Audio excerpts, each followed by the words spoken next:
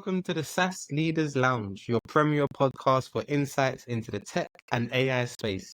Hosted by me, Ramon. Today we're embarking on an exploration of the AI landscape with Daniel Gaynor, co-founder and head of Signal AI, and also Kelp.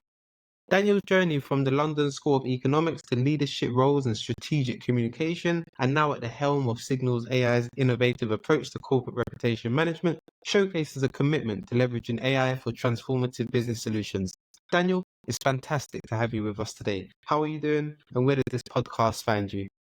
Well, this podcast finds me outside of Boston, Massachusetts, where I'm born and raised, and work remotely with a lot of travel sprinkled in, as I'm sure many listeners also enjoy the lifestyle. I'm very, very excited to be here. Thank you for having me. Thrilled to have this discussion today. Brilliant. It's perfect to have you also. Very excited for this discussion. So Daniel, let's kick things off with the genius story of Kelp. What sparked that idea, and what gap did you aim to bridge in the market with its launch? Sure. The company that I started, Kelp, which was acquired by Signal AI about 2 years ago, was birthed from both some opportunities and frustrations that I saw in several previous jobs. So I served as a presidential appointee in the Obama administration, which means that on the spectrum of Secretary of Defense down to the guy who gets coffee, I was probably closer to the coffee guy, but nonetheless worked to help shape the president's priorities and encourage more positive public perception on key initiatives. So, for example, working on the response to the Ebola epidemic, or fostering more foreign aid for vulnerable countries, or forming public-private partnerships with Fortune 500 companies to do everything from invest in vulnerable economic conditions for women entrepreneurs to get vaccines to sub-Saharan Africa. So it was a really fun job. And one of the things that I learned in working for the Obama administration was the importance of crafting a cohesive and consistent narrative to ensure that everything that you're doing ladders up to a story that the average person can connect to without a lot of studying beforehand. From there, I went to go work at Nike, which is, of course, one of the world's biggest and most notable brands, and helped set up a team called the Nike Narrative Center of Excellence, where we worked across very disparate landscape internally, where the golf team didn't necessarily talk to the tennis team, who didn't necessarily talk to the basketball team, let alone from investor relations to the sustainability team. And my job was to help knit together the threads, to craft, as I said, that North Star for communications, that narrative that every action the company took laddered up to. I then went to Weber Shandwick, which is one of the world's largest marketing services and PR firms, started a practice there called, no doubt, narrative strategy and analytics, bringing together the data science and measurement side with the narrative planning and strategy side. And what I saw over and over again was that companies were competing on the same storylines. Narrative territories, in other words, were the new competitive landscape. Every company wanted to be renowned on DE&I and sustainability. Every company wanted to engender excitement for its new innovations and products. Every company wanted to compete for tech talent and retain its talent, and myriad stories like that across the marketplace. And so it begged the question, how could we possibly automate this? How could we measure consistently, minute by minute, day by day, month by month, quarter by quarter, as to what storylines are really shaping reputation and how companies could navigate both around icebergs and towards opportunities? And that's what birthed the idea for Kelp. I teamed up with my brilliant co-founder, Shan Biglione, who led product for us. And after about 1.5 years, we joined Signal AI, and our company has morphed into what's now called Strategic Solutions. We're like the insights division, especially for enterprises working with Signal AI. Signal AI currently serves about 50% of the Fortune 500 across a huge array of industries. And we're thrilled to see the growth and transformation powered not only by AI, but increasing embrace of AI and the willingness to embed AI in your operations across marketing, comms, and indeed the entire corporate function. It's a truly remarkable story, I must say, Daniel. It's exceptional where it's led you to now, and the profound effect you're having revolutionizing this kind of AI at the moment. But how can data and AI be used to help companies measure their most valuable asset, which is, of course, their reputation? Sure. I think back to the famous line that came from politics. It started in polling, but it's nonetheless true in AI, which is if you can't measure something, you can't improve it. right? And what AI has enabled us to do is help some of the world's biggest, most sophisticated, most well-known companies map the entirety of their perception in the marketplace.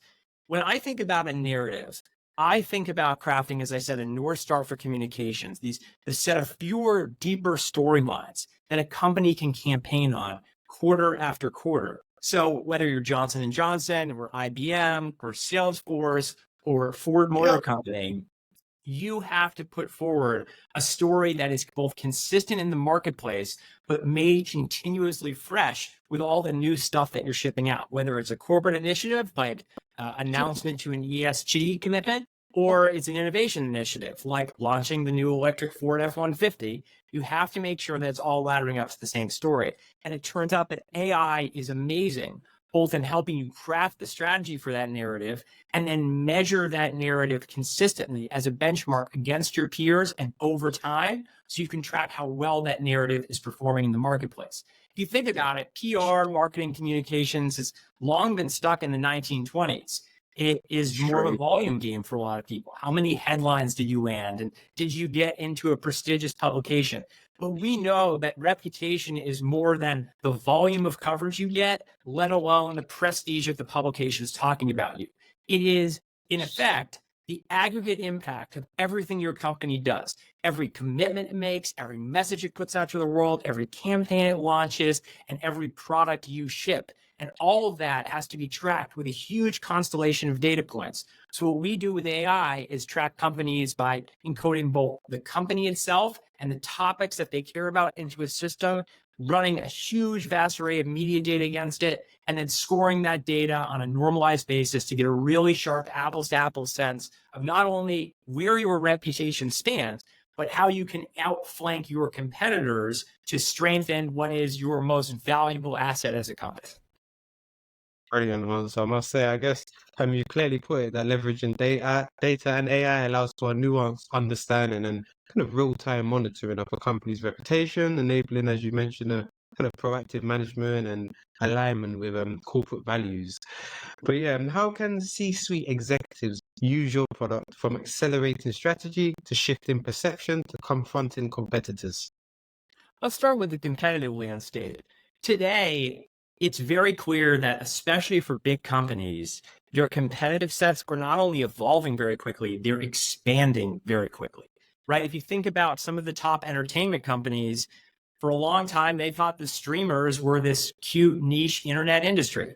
And now the streamers are racking up Oscars while the classic movie studios are faltering. Similarly with car companies, with these new entrants in the electric vehicle market. Similarly in the tech landscape, as the democratization of computing power has made it easier for startups to compete with the Googles of this world. So what we help companies do is track competitive trends that could threaten their business base. We work with the top streamer to understand how the impact of Hollywood strikes might affect their reputation and their ability to license new content and produce new content, and also to work with, famous actors and movie stars and everything in between. So for C-suites, what we help do is boil the ocean down to fewer and deeper priorities that, if they focus on, will result in outsized reputational benefits or help mitigate bubbling crises before they explode into an issue. So on the competitive landscape, it's quite clear. On the communications landscape, it's perhaps even more tangible. What we do is we train the AI around specific topics. So we're all used to going on Google and using quotation marks for a Boolean search, quote unquote, Google, quote unquote, regulation, quote unquote, monopoly. And you can see all the sorts of discussions around them being regulated by the FTC or the SEC or any other government. That's true for any search on anything. But imagine that you could train an AI to recognize the difference between Apple the company and Apple the fruit, Google the company versus Google it the verb. And then you could also do that not only for companies, but for topics. I want to look specifically at IP as a topic and who's got really strong patent libraries. I want to look at R&D and see who's got really strong tech chops and is investing in innovation. I want to look at sustainability, and I want to break it down even more specifically into renewable energy or carbon neutrality or carbon alliances. So what we're able to do with AI is not only look across a vast data set more specifically by training topics into it, but more importantly for an individual industry to train specific topics that are relevant only to that industry. With an aerospace company, it might be about data sensor fusion and eco fuels for jets and everything in between. So when it comes to working with C-suites, what we're able to do is craft something that's highly specific to their business. And because we're coded in the AI, the accuracy of that research, of the data recall we're able to pull, is far superior than some of those legacy models. So doing a survey, which is outdated from the second it's done, and Boolean searches, which fundamentally relies on keywords that are naturally infected with bias. So that ability to match breadth and depth to look across a huge data set, across a huge array of companies, and a really wide mix of topics allows us to shape both the competitive strategy side of things as well as the perception map so that C-suites can both make sharper investments and communicate them into the market with the most advantageous way over their peers. Brilliant. I guess that's a brilliant way to effectively navigate the competitive landscape and the power, kind of the way your AI-driven insights drive the strategic making decisions. But those same executives are the personification of the company. How are you helping leaders craft better messaging and also earn confidence in their organization? Yeah, I think it's a great question because executives are fundamentally the personification of a company's strategy, right? Yeah. They're not just setting the strategy, they have to get on the earnings call and communicate it to investors who will literally grade you up and down in terms of your stock price.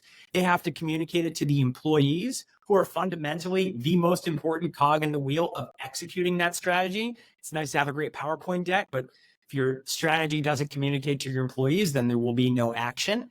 And also when it comes to generating excitement for the future of the business, whether it's launching a new product or investing in innovation, doing an acquisition, you name it, C-suites are the most effective channel in communicating a company's strengths and making the argument for why the public should have confidence in that company going forward.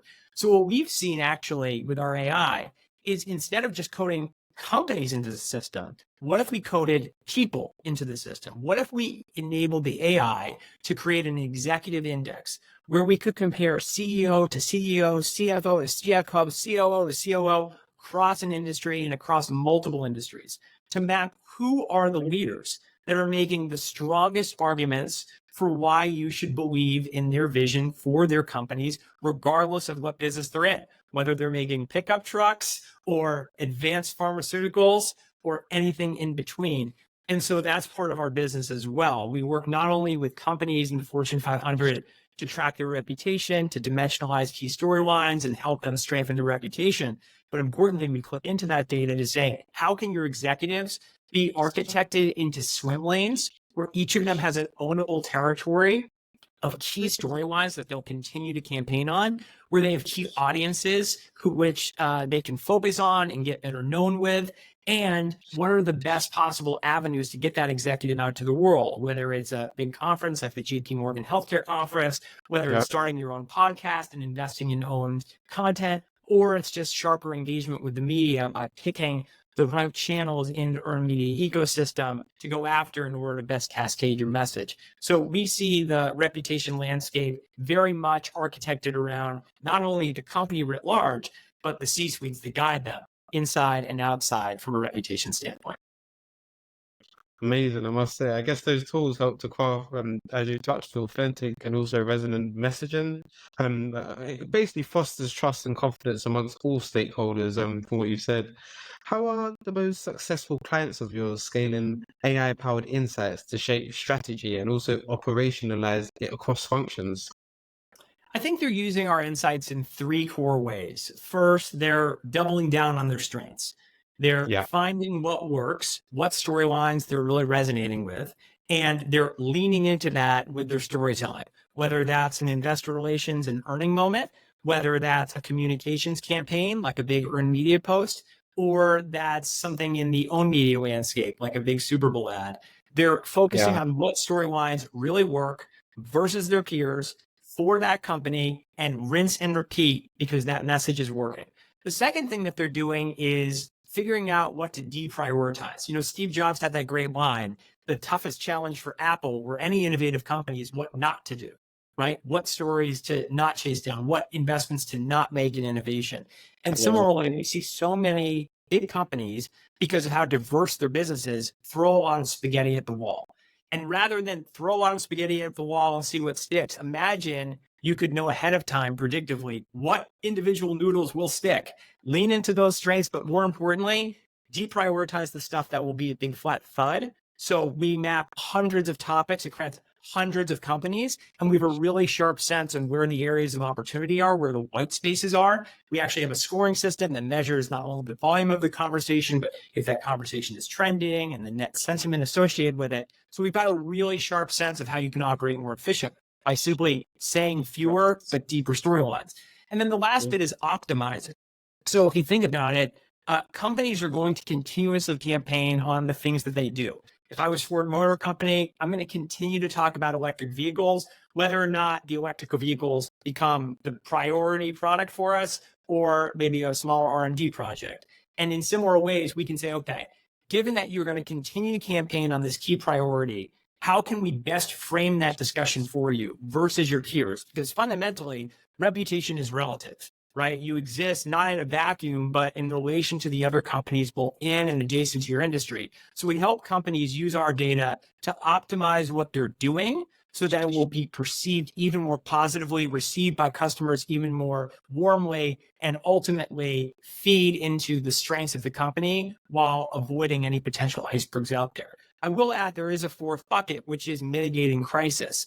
We see over and over that crises are a reputational contagion, right? Whether it's a supply chain issue that affects every manufacturer of sporting goods and shoes, or it's a cyber attack that spreads across an industry and worsens data privacy protections for customers or pensioners or anybody in between. And so what we help folks do is really get a sharp sense of how material a crisis is in terms of impacting your reputation, because sometimes over torquing on the response will put a bigger spotlight on your association with that crisis. And sometimes it's nice internally to have a quantitative understanding of whether or not a potential issue is in fact materially affecting your business. So you can say to everybody, hey, calm down. This is more of a bubbling up thing. Or, hey, this is a real emergency and we need to take both QR and operational steps to fix it. So from optimization to figuring out what's a big fat thud to working on the things that you're going to continue to campaign on to, of course, mitigating crises, all of these different use cases are very flexibly deployed with a global media data set of about 2 billion data points a year. And we're very lucky to be able to work with a variety of Fortune 500s on all of those use cases, including many of them within individual companies. Wow, that's fantastic. I must say, I guess you're basically helping them to integrate into their operational frameworks, and it's effectively causing a cohesive strategy that's agile, informed, and impactful across all of their functions. So yeah, makes perfect sense. Looking ahead into the future, I know you touched on it there previously in regards to the Apple how they would look into, and the biggest problems is what not to do. But how do you perceive the role of AI evolving into corporate reputation management and also the decision-making process? I think there's a great line out there, which is that in communications and marketing, it's not that AI is going to take your job, it's that the people who can use AI well will take your job. And what I've Yeah, seen I right love that. now is, particularly among our enterprise clients, the folks who are really creating the fighting force of the future, the data-driven, quantitative communications and marketing approach, are the ones who will really separate themselves from the rest of the marketplace. And the reason for that is because once they have a quantitative understanding, a scoring system that allows them to measure their proof of impact, both in aggregate across all their activities. So here's how your reputation is standing versus your peers, and down to the individual activation. Hey, here's why this conference worked for us. Hey, here's why this campaign worked for us. Here's why this piece of owned content worked for us. That is really going to enable folks, both in their day-to-day lives, to monitor what works and seize opportunities, as well as step back on, say, a monthly or quarterly basis and reflect on how they might need to tweak their strategy overall. And if they can get in a model, this is where the human side comes in. If they can get in a model of consistently deploying their insights into action, that's what will separate the best from the best of the best. So it's one thing to get a great dashboard or a great report and understand, oh, okay, we moved from 5th to 4th in the rankings this month. But even better, if you can take that, focus on the key storylines where you'll win, and then instantly act on it by deploying marketing activities, making communications campaigns, putting out messages, using your executives, investing in paid media, whatever the channel play is, then you will consistently be a data-driven operation where data guides action and decision-making, and that consistent feedback loop only gets stronger over time. So the best folks, the best, strongest customers we have are the ones who take our output, create a cross-functional meeting where the first hour is a feed out from all the data that we've digested. And then the second hour is the what do we do about it? What are the strategic recommendations that we are going to make and then act on in terms of how we shift our jobs, in terms of how we deploy across the omnichannel landscape, in terms of the asks we make executives, in terms of the way we write our earnings script and everything in between. So the key is to not just be data-driven. The key is to create an architecture where you act on that data over and over again. And that's why on our team, we actually have modeled that approach ourselves. We've got the data science folks and the basically consultative folks, the strategists, working hand in hand. So if you work with our team, you've got somebody who's got like a McKinsey background, and then you've got somebody with a very nerdy background side by side, giving you the data readout of what we saw and what to do about it. And I think that should be modeled within all sorts of different functions, particularly marketing and communications, as the discussion is so dynamic and moves so quickly across so many industries this day. I think completely agree with you on that as well. And yeah, I'm sure a lot of corporate leaders will look forward to that feature as well that you've just mentioned. But now to move to more of a light-hearted quick fire section of the podcast, just to delve deeper and understand more about Daniel behind the founder. So in terms of how you prefer things, do you prefer to have an organized desk or organized chaos? Organized chaos for sure. If you were interviewing my co-founder or my wife or my mom, I think they would double down on that as well. I'm not great on keeping an organized to-do list. And that's, if I might put it in a bit more fancy podcast language, it's that I understand change is constant, and I get a little nervous when I have a day that's too structured or an approach to a customer that's too structured, because I'm a big believer that there's strong pillars of consistency to your approach, yet you always need to customize or adapt to the situation before you. So I would say organized chaos in actually a slightly intentional way. But then again, that might just be me making up some reason to cover for my deficits as a human being. I like to say the same thing as well, and I'm definitely on the organized chaos side. I must say, my mother will tell you the same, most definitely. Logic or emotion? Logic. When we first started our company, this is an interesting story. I don't know if I ever told anybody. My co-founder and I took one of those free online Myers-Briggs tests. And I'll never forget, one of the key attributes I had was I always want to take in all the available data before making a decision. To me, that just seems obvious. And interestingly, a lot of people see it differently. Hey, let's test and learn and feel out our gut instinct. And I'm sure the right answer is somewhere in between. But for me, if I know that there's data available, whether that's just having a conversation with a smart person, reading a study, conducting a pilot project, I'll always want to do that first to make sure that the decision I'm making is based on some sort of methodologically rigorous rationale. So that's perfect. I must say, I can kind of guess the answer to this one from your previous answers, but would you prefer predictable routines or spontaneous adventures? You know, that's a really interesting question. I guess the way I would respond to it is it depends in what facet of life, right? Predictable routines. I have an 18-month-year-old, and if we don't get her to nap exactly at 2:30, chaos ensues. So I'm all for predictable routines when it comes to childcare. Makes everybody's lives better. But I am, as I mentioned, going to embrace chaos in the professional life and in the best possible way. You know, I think a good example is in the SaaS world that sales folks will approach a customer and say, you have option A, B, and C. And as a founder, I see it quite differently. As a founder, I say, well, you know, the core componentry of this engine, it goes from A to Z. And you let me know if you want the spark plug or the coolant tube or the windshield wiper, and we'll try to assemble something that really fits your needs and matches what we can pull off as a business. So for me, I'm all about chaos in service of customization and putting the customer first. Whereas in my personal life, it's nice to have a shared Google Calendar with my wife and shared predictable nap schedules with the baby and an understanding of if we have enough groceries and that sort of thing, so that I can perhaps be a bit more spontaneous in the professional life. I completely agree with you in that. I've got two children under 2 years old, so structure is very important. Both of them are very wild. In fact, I've actually shared my calendar with my partner at the beginning of this week, so definitely matches up to what you've mentioned. And on the client side or customer side, I think putting them first and navigating in the way you've mentioned as well is in line with my beliefs. Just three I'm more willing to do questions, Chris. Sorry. I'm willing to do a shared calendar. I'm not quite there on sharing my location. I think that's the next step. That means that's when you're fully married. So I'm still agree. holding out some independence. But keep going. Yeah, I completely agree. My missus has that with all of her family and trying to get me involved. Never. That's not for me. I like my independence in a way, my freeness. Oh, Do you prefer classical literature or modern bestsellers? I would say modern bestsellers, but the thing that I find has been most helpful for me learning the deepest amount on a topic and quickly is to read long form articles.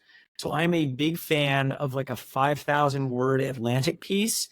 I'm Well, not actually these days reading as many books as I would like to, but I have a ton of long form articles on a topic saved in various RSS feeds and my iPad.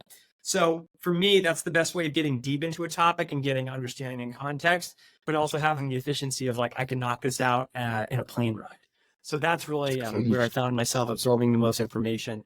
I also learned a ton from YouTube. There's a lot of YouTube folks that I follow, whether it's on foreign policy or electric vehicles or any of the other topics I'm interested in, including, of course, AI and a few podcasts. My favorite podcast is Lex Friedman, who, no surprise, is like a roboticist and an AI researcher who yeah. interviews some really interesting scientific folks and increasingly more mainstream folks.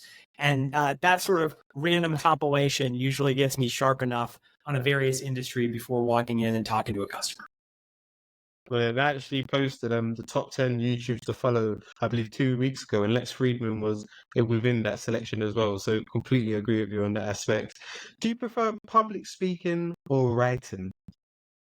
I think public speaking, and perhaps the reason I enjoy public speaking is that there's feedback, right? Jeff Bezos has that great line about how he inverted Amazon meetings, where Amazon meetings start with 20 minutes of all of the people sitting in the room silently reading a 6-page memo that has been worked on for 6 weeks. And I think anybody who writes something naturally is wondering, hey, what will people's feedback be on this? So I do believe in really strongly well-constructed materials. But once those materials are created, I'd much rather walk you through it on a Zoom call than send it to you No. in an email and having read it yourself. Because whether it's my intonation or a few questions that might guide discovery and therefore shape the selection of products that you might want to go with, or it's simply us getting a better understanding of your business. So once we begin that engagement, we can go quicker and deeper with deploying the product against your challenges. For that reason, I enjoy public speaking, of course, buffeted by some well-worn materials. Fantastic. And then hopefully the business isn't watching. I know both can do this role as well, but do you prefer homemade meals cooked for you or takeout? Wow. I would say, I don't know why of all the topics, it's the one I'm hemming and hawing on. I mean, I guess you got to go takeout, right? Anybody with kids under 2, I think understands there's a limited amount of energy left in reserves for you to make a ornate dinner. And so we order Thai food more than I would like to admit. But I would say that's more out of convenience than interest. If I had time to make an exceptional crock pot lentil stew or something like that every day of the week, I'm sure I would enjoy that. But for right now, convenience is key. Thank you so much for those answers, Danny. It was very fun, I must say. We like to keep a collaborative nature on this podcast. We always have the previous guest have a question for the next guest, and the current guest asks a question to the following guest. So previously, we had a gentleman called Elnar. He's the founder of a computer vision organization called Real Eyes. He's asked, "What are you doing about AI safety and ensuring responsible AI development?" Comes down to a few families of AI. So while industry and regulatory bodies are charting what the future of AI rules, legislation, regulation might look like, we already have a family of AI that can be complementary in mitigating some of generative AI's downsides while enhancing generative AI's creative potential. Now, we all know about generative AI as the thing that predicts the next pixel or that predicts the next word or predicts the next note in music. It's what ChatGPT is based on. But there's another family of AI called discriminative AI, which is basically another branch of machine learning, which is specifically designed to evaluate content and categorize new information. And in Signal AI, we are grounded first and foremost in this tool, discriminative AI. So think about this way. It's generative AI is like your creative, artistic friend who's spontaneously shooting out wild ideas from the hip. Discriminative AI is like your no-nonsense buddy who has a laser focus on the facts. And together, these two forms of artificial intelligence make a formidable team, but more importantly, a team that you can trust. Because discriminative AI excels in differentiating ideas and entities. So it makes it exceptionally skilled at categorization. It can discern, like I said, whether a news article discusses Apple the fruit or Apple the technology company, whether the tonality of an article is positive, negative, and neutral, and about which companies. You can grade sentiment for each company in the article versus just in the headline. And because its power is discernment, discriminative AI can excel at decision-making so long as you have a pool of data that you can trust. And generative AI creates something new.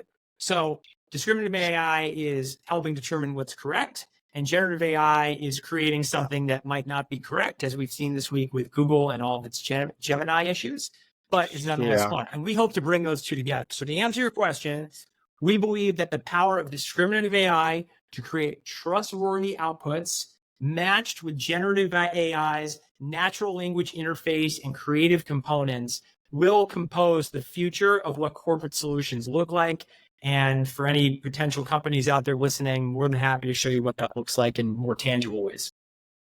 Fantastic. If there's any of my listeners that are interested, I'll be sure to connect them directly to you and that's great knowledge shared there, and it's definitely showing how you're ensuring responsible AI development, as the question stated. For our next guest, it's going to be a gentleman called George Davis. He's the founder and CEO at Frame AI. Frame AI is a generative activation platform that ultimately listens and predicts everywhere customers talk. What would your question be for George?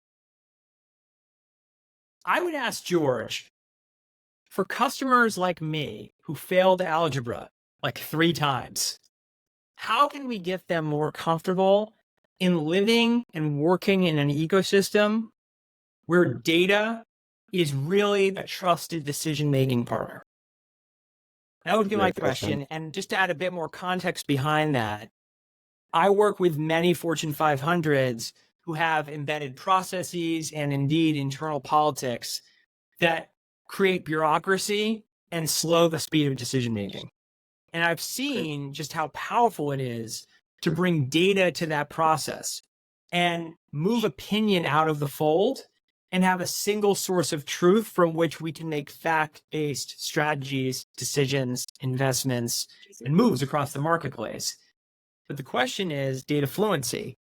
If people aren't comfortable looking at a spreadsheet, how can we create a PowerPoint slide? If people aren't comfortable making a PowerPoint slide, how can we turn it into 3 bullet points?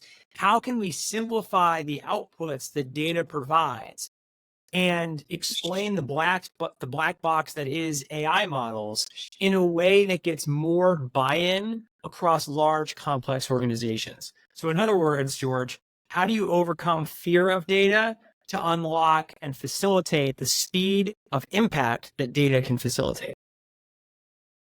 Brilliant question, I must say, and please do tune in to hear George answer that question. If anything, if there's more to discuss with it, I'll be sure to connect you both together to keep that collaborative nature going. Daniel, it's been a wonderful conversation. Before we wrap up, are you able to share where our listeners can find more about you, your work, and also Signal AI? Absolutely. So first and foremost, you can find me on LinkedIn, Daniel Gaynor, Signal AI. My email is dan.gaynor@signal-ai.com. The website is signal-ai.com, and would be more than happy to have a chat with any listeners. For me, where I get the most intellectual income is by bouncing ideas off folks. So frankly, it's been as fun for me to join this sort of call as I would a one-on-one with somebody who's grappling with a tough business issue that AI can be applied to. Very interested to talk about that, politics, dogs, babies, anything in between. Thank you so much for having me, and looking forward to continuing to tune in to this awesome podcast. It's a great show. Brilliant. I'll be sure to put all of the details and what you mentioned within the kind of about us section underneath our YouTube, Spotify, and also Apple playlist. But yeah, thank you so much, Daniel, for joining us on the SaaS Leaders Lounge today and for such an enlightening conversation about Signal AI's role in transforming corporate reputation management with AI. To our listeners, thank you for tuning in. Don't forget to subscribe to the SaaS Leaders Lounge on your favorite podcast platform to catch all of our episodes and our AI series and much more. Until next time, keep innovating and leading in the SaaS world. Goodbye for now. Take care, Daniel. Thank you.